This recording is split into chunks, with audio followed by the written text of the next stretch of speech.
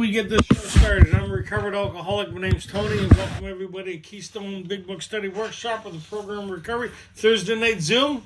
For those that are following along, always a pleasure to see you guys and to be here. Sobriety date's April 8, 1989. How we open this meeting is with, we're in the fifth step, so we'll do the third step prayer. We'll surprise anybody new, right? The prayer is found on page 63. It's an idea that we're hoping to experience as the result of going through this thing. So what's the first requirement in obtaining long-term sobriety? God, I offer myself to thee, to build with me and to do with me as thou wilt. Relieve me of the bondage of self, that I may better do thy will. Take away my difficulties, the victory over them. May I bear witness to those that would help. With thy power, thy love, and thy way of life, may I do thy will always. Right on. We're at exciting times here for those that are following along. We're getting into the most regretted part of this, but the most freeing part, right? No, It's not the sex inventory. It's the fifth step. And it's not acceptance. Sorry.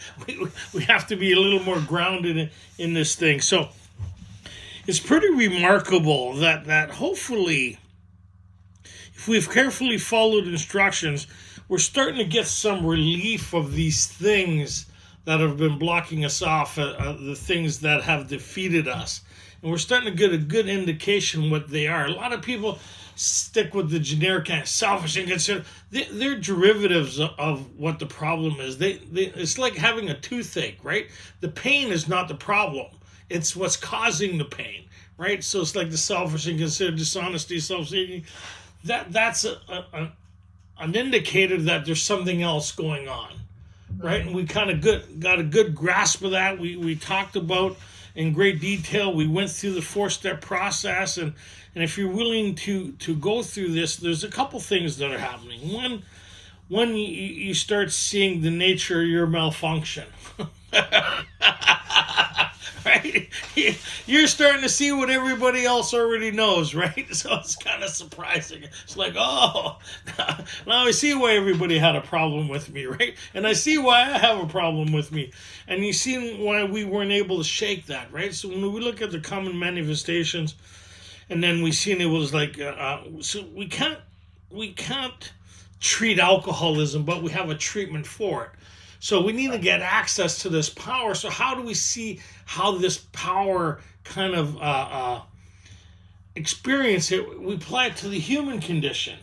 And in turn, it's like going to the dentist, right? In turn, by the dentist doing that work, it eliminates the problem, right? That why you went there in the first place. And that's kind of like this process, right? By going through this process, it eliminates the very thing that had us unable to kind of alter, change, or to kind of avoid, right?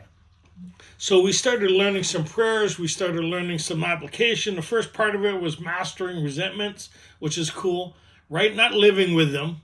Big difference. Not getting up every morning with untreated alcoholism. Oh boy, let the life sentence begin. Like, it's not that, right? It's mastering this thing, right? The indication of mastering it. The next is really cool, is the outgrowing of fear, right? You hear people say, oh, you can't have two emotions in the same house. Obviously, you didn't live in our house, right? I can love you enough not to kill you, right? That's two emotions happening at the same time. So when they say outgrow fear, we know what they mean by that. And then we got a good indication of what God's will for us is to play the role he assigns in getting access to this power in the moment, right? And then we looked at conduct, right? And the same principles of applying these understandings and formulating new relationships, not only with our prospective partners or our partners, but the world around us, right? And then we kind of got rid of the rest of it, the harms. And in that process, we meet beautiful people like my friend. Who are you again? Hi, I'm a recovered alcoholic. My name's Katie. Hi, Katie. Good to see you. How was your work? Good day today? Always a pleasure seeing you. We all light up when we see you. right? What do you want? Now that everybody goes, oh, good to see you, Tony. Is Katie coming? Yes, Yeah, Katie's yeah, coming. They So, just need here to rein you in, that's why. yeah, good luck with that. Right. So I'm getting better. You know, coming up to 37 years, I'm getting better. Pray for me. We'll both get better at the same time. So then we look at the conclusion of the 4-step. What they're hoping, not only that we get knowledge of, but we experience. We begin our own experience with getting access to this power.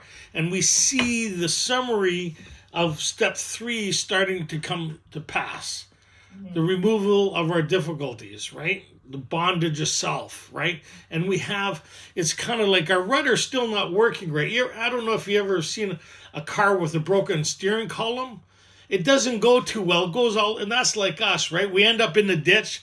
We get the car out of the ditch. We think we're doing fantastic because we're on the road for like 5 minutes. Then we're in the ditch on the other side, right?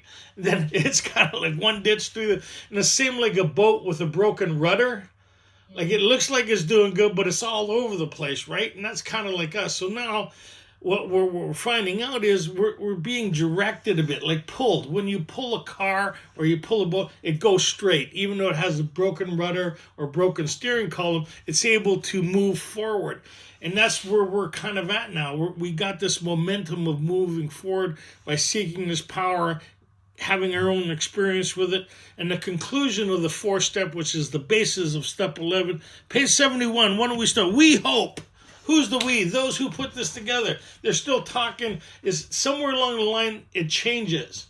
They're still talking to you, the participant, who's doing this course of action, right? So there's the collective talking to the participant. Somewhere along the line, see where you can guess where that is. See in the writing where it starts talking about all of us collectively. So here they're still talking about us and you. Somewhere along the line they break that and just talk about us now. When you seal the deal of this thing, you become a part of the collective. Anyways, I love this book. Moving on. Okay, so we just did the 4th step inventory, page 71. We're at, we hope you are convinced now that God can remove whatever self-will has blocked you off from him. That's pretty cool, eh? And so what's the self-will? Resentments, fears, harms, conduct, all these things that used to eat our lunch, right? We were never alone. The Jack Nicholson bus, we're all going fishing, right? Okay, go ahead. If you have already made a decision and an inventory of your grosser handicaps, you have made a good beginning. So, if we go back to the purpose of the 4 is to remove the blocks to get access to this power, right? That's the purpose of the 4, right? And all the other stuff are bonuses that we need to continue to cultivate and build on, right? Here, the summary at the end of it, we hope you are convinced now that God can remove all whatever self-will, these blocks that have been blocking us. So from page 84 to 71, we got the recipe on how to achieve that. Mm-hmm. Right? Who's it up to now whether that continues or not? Us. So you still need to participate in the saving of your life, right? Mm-hmm. So step 1 is you're hooped. Step 2 is you don't have to be hooped. But the bad news is you got to get involved in the saving of your own life. You got to grab the life jacket, right? Huh? Yep. One size fits all. Cracker Jack. Hey, now I can see that at least my cheese and cracker are on the same plate. They may not be, presentable yet, but at least they're on the same plate, right? Okay, go ahead. So funny.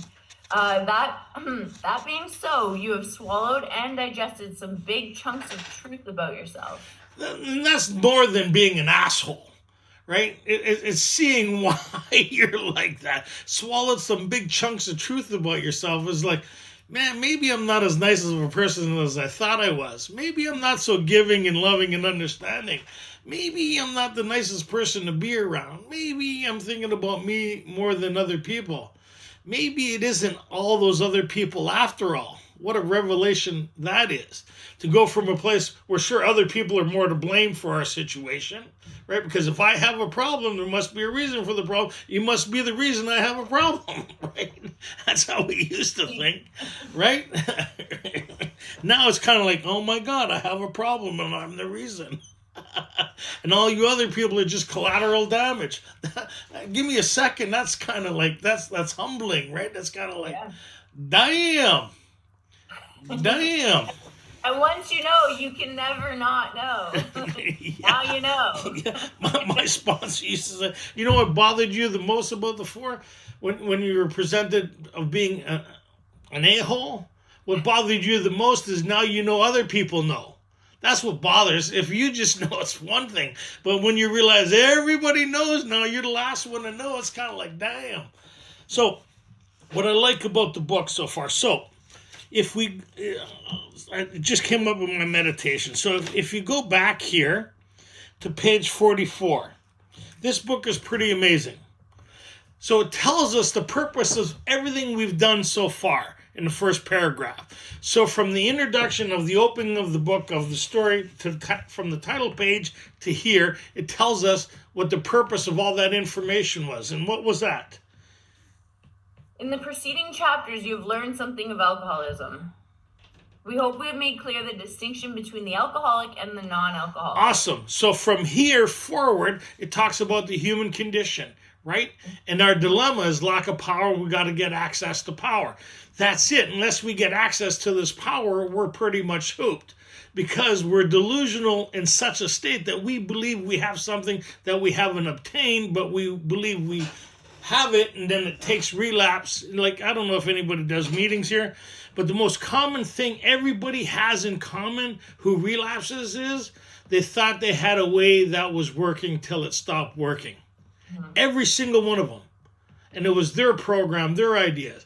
Now, we need to get to a point, every single one of us, is I can't afford to do my program. I can't afford to do my steps. I need the collective understanding, the collective approach, and the collective experience. I need to be a part of that whole thing that this was built on, right? So, if we go back to, so what was the purpose from page 45 to, ready, 71? Well, page 72. Here's the hint. First paragraph again. Funny how they start that off with. They don't leave you hanging. You notice nowhere that says, what do you think? Have you noticed that? It hasn't asked us once what we think, right? We don't care what you think, right? We hope. We know you're still going to tell us. But that's right. We hope you're convinced of these things, but we don't care what you think. Right? Mm-hmm. You shouldn't either. Okay, go ahead. You see it all. Okay, 72. Having made our personal inventory, what shall we do about it? So remember, the question mark isn't to stop and ponder. They're going to tell us what to do. This isn't like, I don't know if anybody's been to those studies, right? You haven't experienced nothing, but you're sitting in a 12 and 12 study talking about Bill's experience, and you read something, would you like to share? And, oh, yeah, and then you go on and on about something you have no idea you're talking about. But the good thing is neither does anybody else, and you're all sounding great, right? And here they're kind of saying, right, we don't want you to tell us, we're going to tell you. Right? We're going to tell you our experience with this thing. Okay, go ahead. We have been trying to get a new attitude, a new relationship with our Creator. Damn, what's the whole purpose of this thing? People say it's about working. No, it's about getting this relationship. Yeah. Right? Totally. That's it. So it kind of always goes back to that point. I don't know if you kind of we've caught on to that yet, but it's all about lack of power, getting access to this power. Well, what's the purpose of this book? Its main objects to enable you to find a power greater than yourself, which will solve your problem, not help you solve your problem. Because if it needs your help, you're in more trouble than we can help you with. Right? Because we've seen what kind of help you bring to the table. Look, Mary's laughing today. There was a time she wasn't laughing at that statement. Okay, go ahead. And to discover the obstacles in our path. What are the obstacles in our path? Resentment. Harm. And conduct. Mm-hmm. These things, right? Discover the obstacles in our path. And also, which we'll kind of get in, is emotional deformities when harboring such feelings. Remember, what they did here was they talked about in a general kind of overview of the things that had defeated us. And a part of that, when harboring such feelings, so it may not be attached to the resentment, fears, or harms, but it kind of is. But sometimes we have emotional deformities. I know we find that surprising. That us, emotional deformities? No. What makes you say that? Well, we're the only group of people that light the house on fire while we're still in it. I'll show you. Okay, go ahead. We have omitted certain defects. What are the defects? The same thing. Same thing. Right? These are the things that a defect is something that's is shaping your personality based on past events and still determining how you think, how you feel, and how you react to life. Yes? Yeah. Because we're always still going to, I know this is going to be hard, but we're always still going to be selfish to one degree or another. Anybody ever go take a piece of cake? Well, that one looks bigger than this one. Go for a job interview. I hope I get the job before they do. Right? There's only one seat left on the bus unless she's pregnant. I'm sitting down. Right? It goes on and on. But it's the things that defeated us. Right? Okay, go ahead. We have ascertained in a rough way what the trouble is. We have put our finger on the weak items in our personal inventory. Now these are about to be cast out. Cast out means you're not dealing with them anymore. It's the past. You're moving. You're moving from one place to another. We're moving into a spiritual structure. So if you kind of look at that idea, I'm moving from where I was into a new place.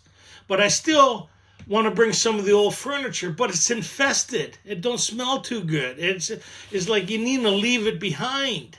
Right? I'm moving into a new place with new furniture. It may sound kind of weird. The things I used to value, I don't value so much anymore. I see the destructiveness of it. I see things as they are instead of how I want them to be. Okay, go ahead. Yeah. Now these are about to be cast out. This requires action on our part, which when completed will mean we have admitted to God, to ourselves, and to another human being the exact nature of our defects. Yeah, exact nature of these things. So which is really cool if you're kind of, I've been studying this. This book, there's 6 steps they talk about that require action. And there's 6 steps that require preparation. Not preparation H, but preparation. Well, it kind of feels that way, but it's not. You need to prepare yourself for the next thing, right? So there's the transition steps.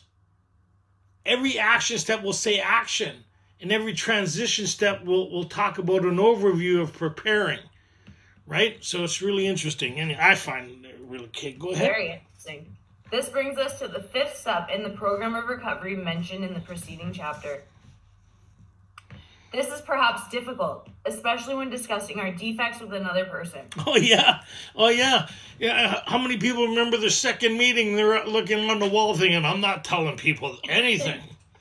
Amends? I don't think so. You haven't even done the first step yet, and you're arguing about the rest of the steps. Anybody? Yeah. Yeah. Especially, we think we have done well enough in admitting these things to ourselves. There's the problem. We think, we think, right? Well, did you want to check that thinking against anything? No. So if you went with your own program and your own ideas and how you were feeling, you'd feel, okay, good. But if you went with our course of action, right, and our ideas that we presented collectively of what the problem is, what the solution, course of action, we'll give you warnings because we've felt the same way. We've had the same challenges, the same ego, deflated, all that stuff, the stumbling blocks, right? and they're going to get into the thing here. We need to confirm the deal. Like, we need to seal the deal here, right? Like, we're about to, it's like the marriage, right? You got married, everything's cool. Now the consummation of that, right? That is a part of it. And that's kind of like where we're at now. In order to seal the deal for longevity, this is one of the turning points, right? Because this is where self is really going to show up. Hey, don't read that. Listen to me. Right? Anybody have that voice? It's me. I'm here to help you. Yes, you are. No, go ahead. Totally. We think we've done well enough in admitting these things to ourselves. There is doubt about that. In actual practice, we usually find a solitary self-appraisal insufficient. Many of us thought it necessary to go much further. So technically, we've done 3/4 of the inventory. We've admitted to ourselves, to God, but we need to seal the deal, right? The other human, another person, is the key to all this stuff, right? Go ahead. We will be more reconciled to discussing ourselves with another person when we have good reasons why we should do so. The best reason first. If we skip this vital step, we may not overcome drinking. Vital. Does that sound important? Vital step. If we, right, what they're saying here, like, I never understood a lot of this stuff, so my sponsor explained it to me in a way. You can't save your ass in your face, Tony. One of them's got to go on. You got to get rid of one of them. Which one? There's got to be a way I could save my ass in my face. There's got to be. Well, yeah, do the work. Right? Go ahead. Do you have anything else? Time after time, newcomers have tried to keep to themselves certain facts about their lives. Oh yeah, there's a lot of stuff that we've done that we don't hope to see the light of day, right? Anybody? There's stuff like, I know it's hard to believe. I even have stuff that I didn't want other people to know about me. The nicest guy you ever wanted to meet, a little misunderstood, but I mean, there were some things on there that even shocked me while they were happening. Well, maybe not while they were happening. The next day when I came to and I realized what happened. Anybody have those? Huh? One of those ones you open your eyes and you got to It's like, how did I get here? And who are you? Okay. Where are my pants? Okay. Time after time, newcomers have tried to keep to themselves certain facts about their lives, trying to avoid this humbling experience. There we go. So what's the humbling experience? Why am I doing this? Because my life's on the line. If I'm afflicted with this illness, it's die an alcoholic death or find a spiritual way of life. There's no door number 3 here, right? I'm in a burning building. There's only one exit, right? But I don't want to leave the building in just my underwear. Then I'm going to die here, right? But if it gets to a point, I don't care how I look or how I'm dressed. I'm going through that door because, right, I got to save myself. It's secondary what happens afterwards. I just need to get through there, right? I need to participate in the saving of my own life. Trying to avoid this humbling experience, they have turned to easier methods.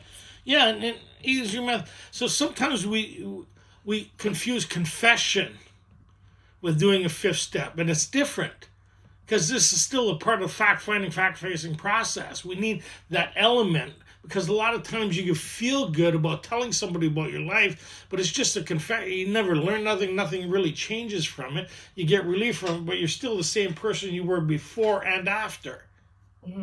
Right? This is something different. We've already admitted to ourselves another human being. This whole process, it's more than just confession like you do in a confessional thing.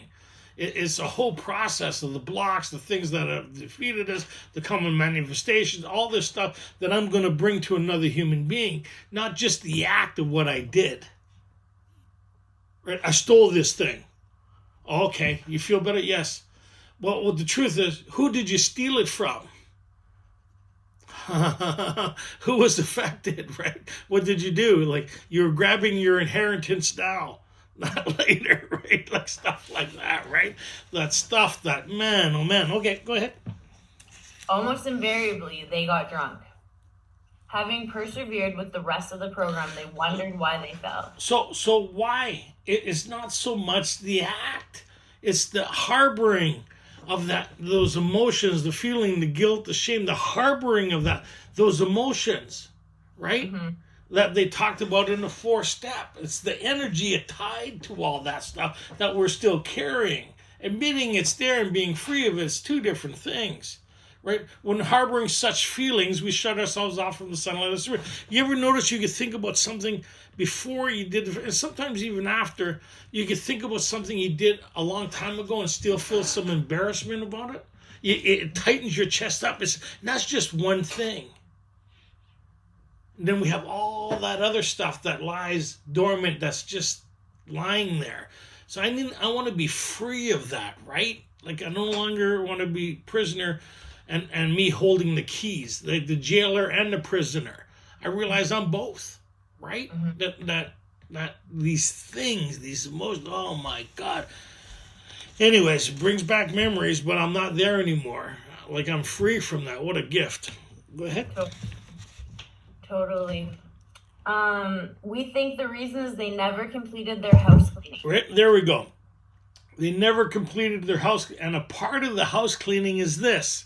This is the recipe. This is the overall. This is the recipe to the whole thing, right? What they're going to veil, right? Is the recipe of what the process produces, right? From the 1st step to the 12th step. This is the summary of the elements that need to be present. And what are those? They took inventory all right, but they hung on to some of the worst items in stock. They only thought they had lost their egoism and feeling. So you can't trust your thinking. You need to trust the process. Have you did this process, right? The person that's taking you through it has the experience of going through it. They know whether you've done this or not. You may not know, but they know. You ever sit in a room after you've done this, before you've done this process, you think everybody sounds the same. After you've done the process, you could tell those who have a new freedom, a new happiness, and those that forgot to inform their face of that, right? Yeah, exactly. I think it's important to point out, too, anything Bill says in this book once is important, twice really important, 3 times he repeats himself. Anything in italics is super important. They only thought. This isn't meant to be a mental activity. It's not about thinking about these things. They thought. It's about having a new experience and a feeling, an experience with this thing. There's a difference between thinking about it and actually doing it. They only thought they had lost their egoism and fear. They only thought they had humbled themselves. There's that word again, humbled, right? My sponsor said the first thing we need to acquire in order to start moving toward long-term sobriety is humility. Mm-hmm. The first thing we lose before losing our sobriety is humility. That's got to be my key. Ask anybody who's been sober a while. What's the key ingredient to your longevity? Humility is the need of God. I don't mean not need you sons of a bitches all the time, right? How many times have I tried to talk myself out of AA? The humility is, this is my lifeline. I need God. I need you people. And some days I love you all. Other days I can hardly stand me or you, and acceptance is not the answer to all my problems. Somebody's going to get hurt real bad. Dear God. And that's where the humility is. Dear God, save me from me and save others from me. I see what I'm up against. I can't overcome me. Help me. Right? Help. That's humility. That prayer. God hears it. Right? And the acknowledgement is the biggest part of that. And that's what they're getting at here. Right? Go ahead. But they had not learned enough humility. Learned. Where do we learn that? It's through the process. Mm-hmm. Right? There's 2 ways humility is administered. Either by yourself or by life. Pick an experience. Anybody? It's okay. You don't have to humble yourself now. But hang on to your ass. It's about to get real, right? You're going to find out.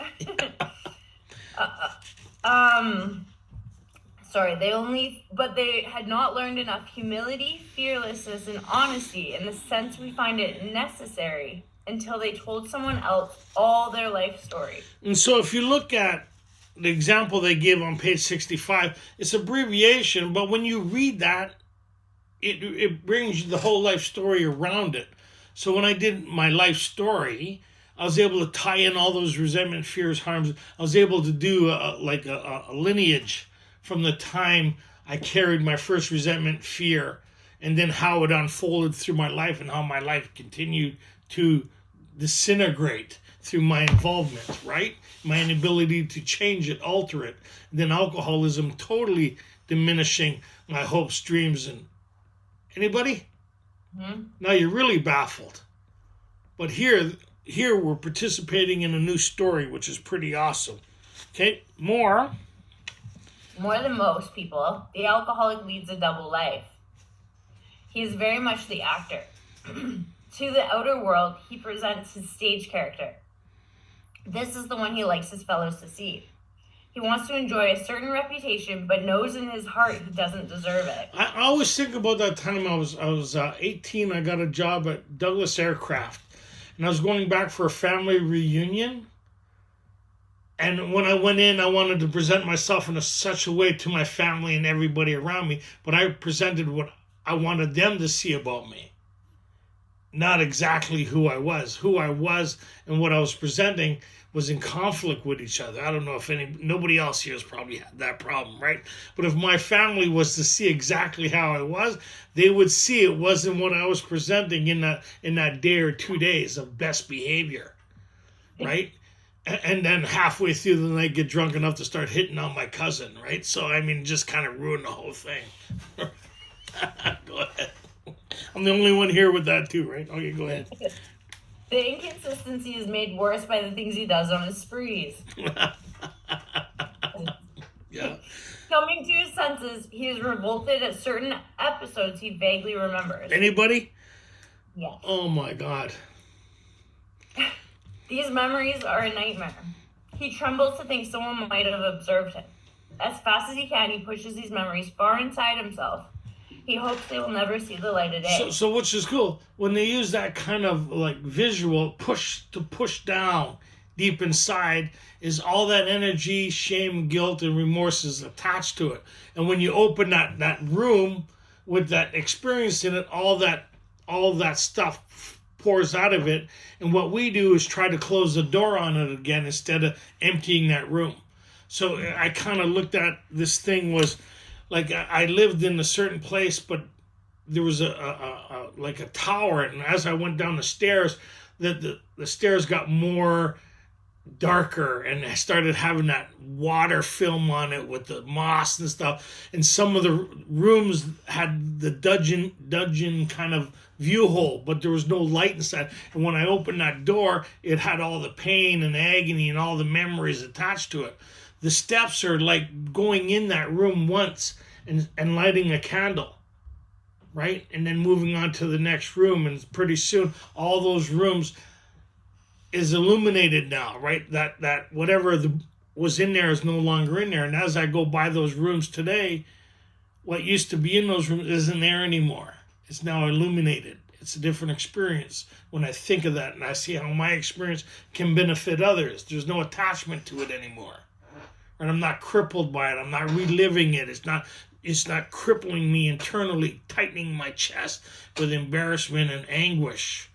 I'm actually free from it, and I'm able to kind of share it with other people when it'd be beneficial to do so, which is amazing, because I've had therapists since junior kindergarten trying to help me out. Everybody's been very interested in my development.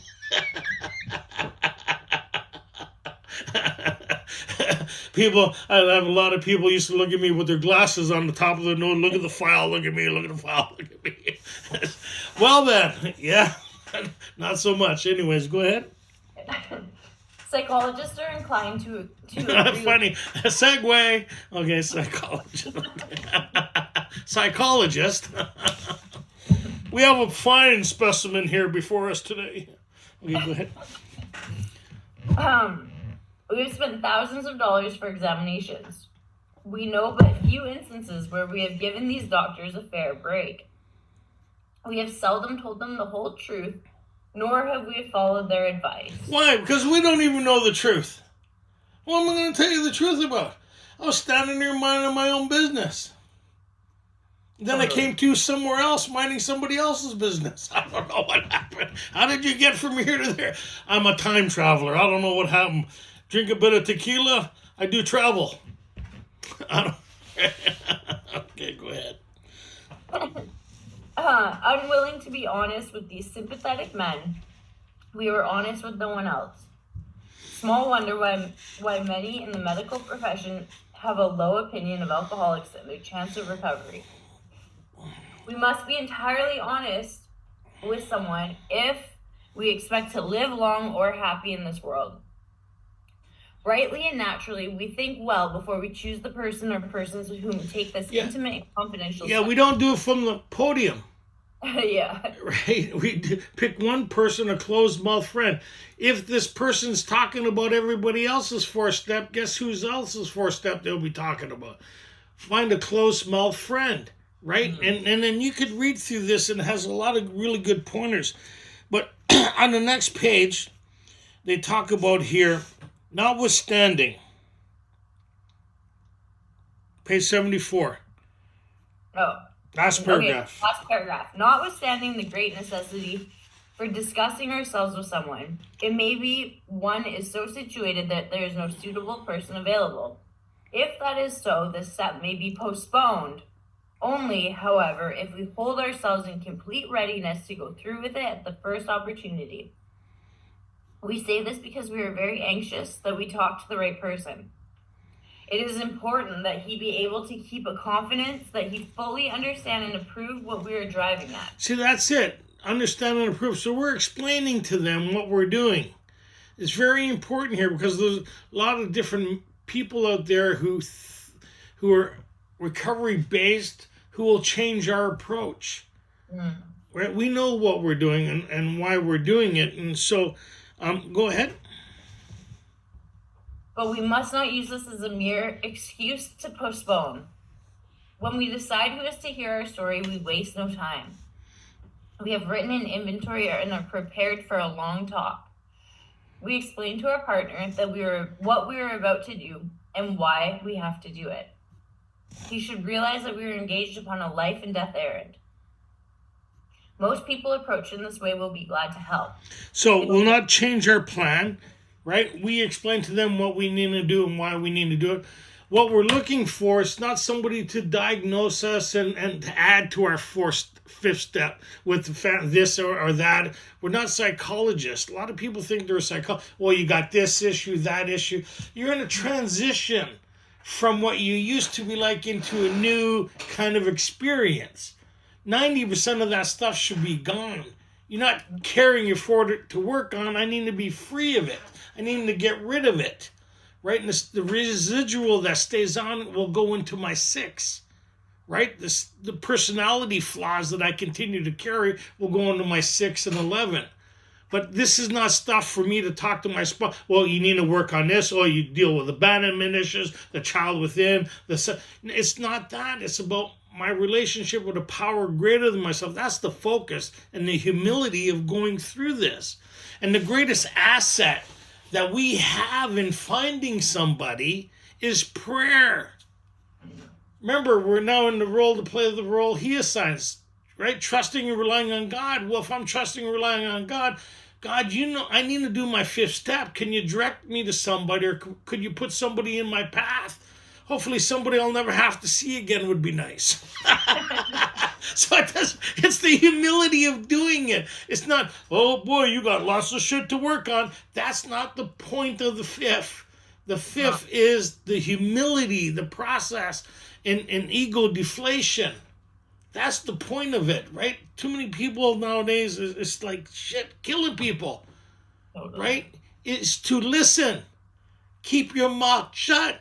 Unless it's something that you can relate to in that situation. The guys I did my 5th step with, I went through it 100 miles an hour. The guy was cooking dinner, doing dishes. I was sweating at the table, 100 miles an hour. And then he seen I stumbled and I had an emotional thing. And one of them, he says, Tony, we all go through that as human beings. Everybody has problems in this area at one time or another, especially in the life you come from or where you come from. It's not uncommon to be confused or go through the things that you went through.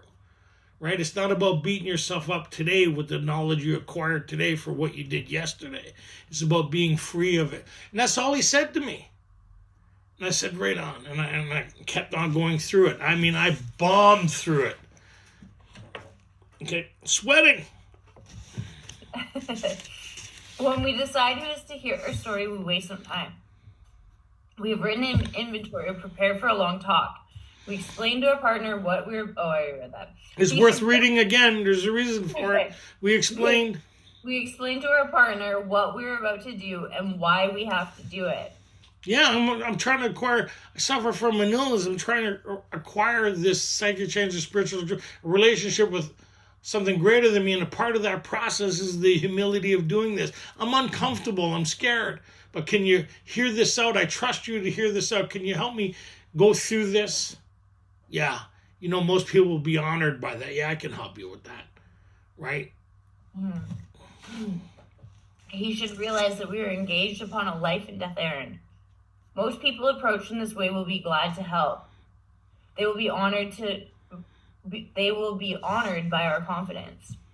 We pocket our pride and go to it, illuminating every twist of character, every dark cranny of the past. Oh boy. Right? Illuminating it. Not long detail, but illuminating means shine some light on it, move on. Right? That's the process is like an abscess, the busting of an abscess, right? Right? So it doesn't, that's what we're doing here, is the diminishing of these abscesses on our spirit by the puncturing of and the releasing of, and the more we release that stuff, the more God comes to the surface. The more this entity, this life force becomes more of a part of us because it's not weighed down anymore, right? It's like a boat with too many anchors. All the power, just start cutting the lines that keep us dragged, and then it's kind of somewhere along the line it's like, yeehaw! Maybe not right now, though. Okay, go. I love it, yes. Every twist of character, every dark cranny of the past. Once we have taken the step, withholding nothing, we are delighted. We can look the world in the eye. We can be alone at perfect peace and ease. Our fears fall from us. We begin to feel the nearness of our Creator. We may have had certain spiritual beliefs, but we now begin to have a spiritual experience. Yeah, and it's not a week, like 3 months since I did my 4 and I'm doing my 5. It's happening in pretty fast sequence. Yeah. Right? The spiritual appendix in the back of the book talks about what usually takes place in a few months. Bill's story, all their stories talk about like being diligent, right? Like, you know, like you're still running from a burning building here, right? Like somewhere through the process, the fire will be diminished and you'll realize you're free from that death that you had, right? And so I think this is interesting. When I did my 5th, man, I was so exhausted after. I was wiped out. I went home. I went to bed. It says take the book. I didn't take the book. I went home to bed, right? And as I lied there, something happened when I woke up in the morning. I woke up in the morning, and I woke up before my eyes were awake with the realization I was awake, and I could hear everything around me. Which was really weird for me because I couldn't hear before. All I heard was me waking me up, right? And it began. The gauntlet of life began. And I lied there, and I was at perfect ease. I used to suffer from a lot of night tremors, right? Really bad from the trauma and stuff but I lied there just at perfect peace the same way I went to bed. I was lying down with my hands across my chest. And I realized I was awake and I was listening to the traffic go by, and I kind of went, wow, this is something. Then I heard this little voice. The little voice went, you don't need to do that. And I was looking inside of myself where this voice came. I thought it was kind of weird. I've heard this voice, but it was kind of trying to home in on it because it wasn't my voice. And I went, what? And as I was lying there with my eyes closed and everything, then it said it again. I said, do what again? And then it says you don't need to do it. And I was able to interpret exactly what that little abbreviation meant. I leaned over, I grabbed my cigarettes that were on the counter, the night table, and I handed them to my partner at the time. I said, here, I don't need these anymore. No withdrawal, no nothing, zipola. And I just slipped out of it and I made the bed. It was an experience that was real and present, and it got my attention. That intuitiveness that I kind of homed in on after my fifth, and that I still carry today, right? And cultivated and developed. Go ahead. So cool. The feeling that the drink problem has disappeared will often come strongly. We feel we are on the broad highway, walking hand in hand with the spirit of the universe. This is interesting. With the spirit of the universe, they mention a couple times in the step 10, it says, we've just entered the world of the spirit. Our next function is growing understanding and effectiveness. We've entered that experience of something greater than our connection, but a connection bigger than all of us that we're all connected with. And the closing on page 164, it talks about, may you join us in the sunlight of the spirit. It talks about not only my connection with Source, but me being connected to all things.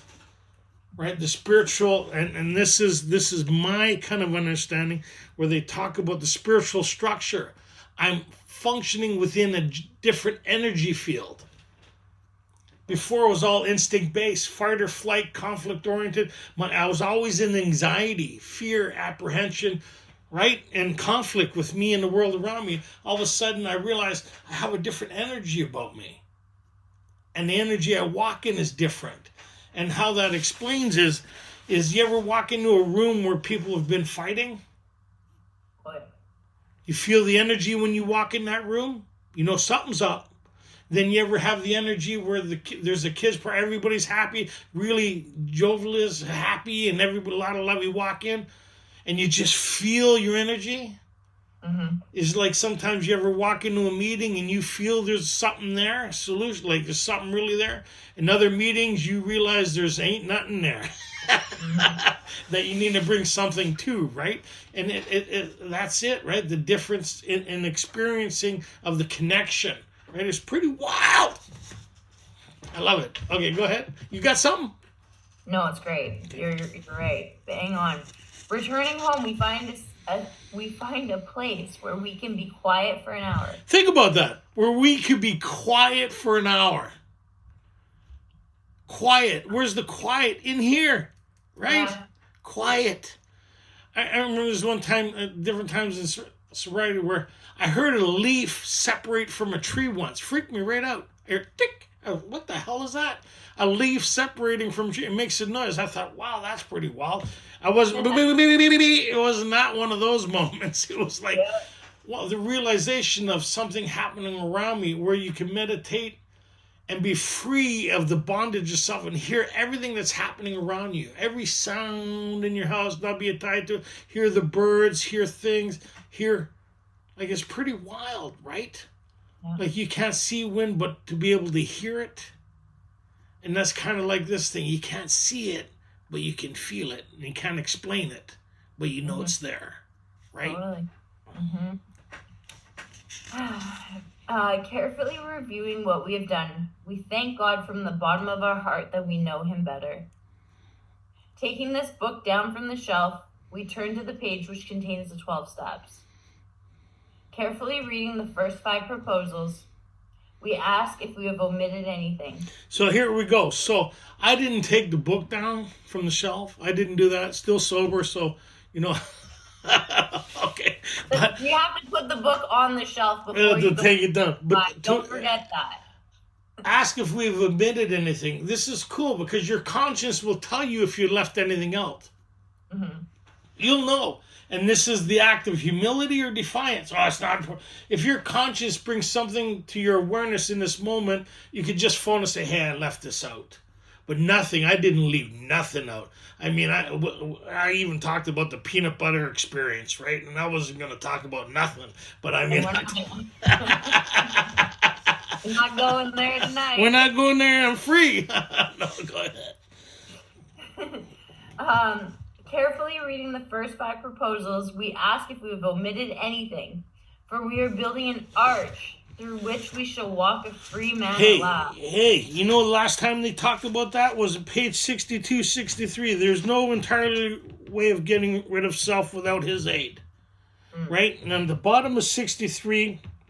62, that talks about most good ideas are simple. This concept was the keystone of the new and triumphant arch which we passed to freedom. Here they're talking for we're building an arch to what? To the spiritual realm. Mm-hmm. We're moving from an instinct-based Neanderthal meat-eating, knuckle-dragging experience of gathering and conquering, right? To a spiritual experience. The entity of something that Bill talked about. He was to check his newfound thinking with the new God consciousness within. He was having a different experience within inside himself. In that room, those two experiences was inside of him. Now he had the keyway, or he had the combination or the path to get into the spiritual realm that allowed him to rise above his experience that they talked about in We Agnostics. We rised above these things that used to cripple us. We said God made these things possible. Those who haven't experienced it only smiled. When you haven't experienced it, you look for explanations all over the place. When you experience it, no further explanation is necessary. You know when you're connected and not connected. They used to call it being on the beam and off the beam. I was wondering who the hell would walk on a beam. Well, what they're saying, when you're spiritually connected and not connected, you know when you're plagued by you and when you're free from you. How many people don't know that? How many people around you know the difference between being plagued by you and being free from you? Right. That's really good. Is our work solid so far? Are the stones properly in place? Have we skimped on the cement put into the foundation? Have we tried to make mortar without sand? If we can answer to our satisfaction, then we look at step 6. Look at, not work on. Let's look at. When you go to look at something, that means no touchy. Don't get involved. Let's look at it. Don't touch it. Keep your hands off of it. Okay, go ahead. So we're looking at what? Step 6. Looking at step 6. We have emphasized willingness as being indispensable. Are we now ready to let God remove from us all the things we've admitted are objectionable? What's that? We just finished our 5. All the things we talked about in the 5 that caused our defeat. Are we willing to let God remove these things? Yeah, most of them I could see that the stains on the mattress, the bed bugs in the couch. I mean, the smoking, holy smokes, like the springs don't work anymore. None of that looks good, right? None of it. I'm willing you should have all of it. But there's a couple things in this apartment I'd like to bring with me. Go ahead. We emphasize willingness as being indispensable. Are we now ready to let God remove from us all the things we have admitted are objectionable?